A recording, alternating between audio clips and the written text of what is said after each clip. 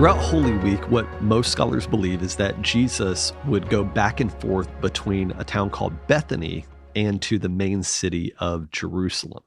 And so as we approach Monday, Jesus is back in Jerusalem. He is at the temple, and something really disturbing catches his eye.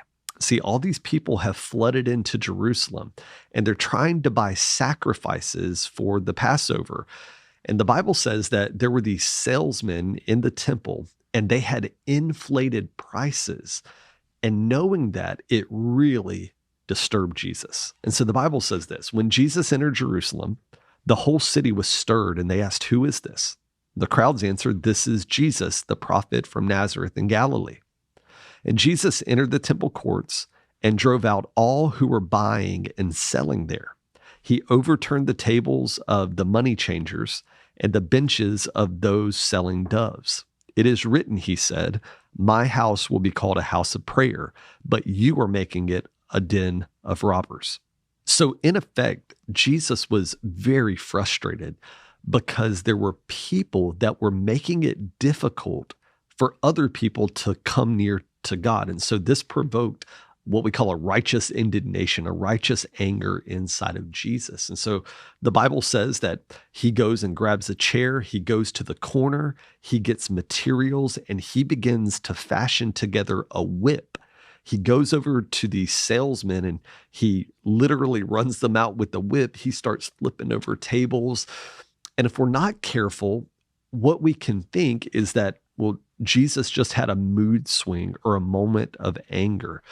But I want to remind us that is not the God of the Bible. The God of the Bible is not sporadic, and he is not untamed in his emotional well-being.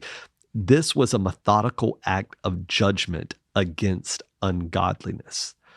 What we find on this Monday is that Jesus is truly just, and he wants all people to have access to him, regardless of who they are, regardless of the demographic they're a part of. He wants all people to have access.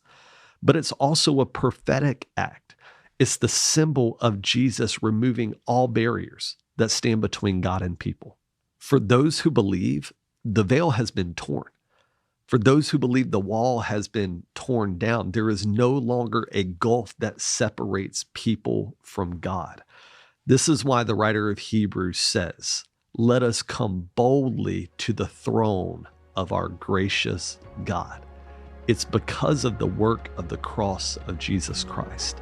And today we thank God that not only is he good and benevolent and loving, but Jesus is just, and he wants all people to come to him.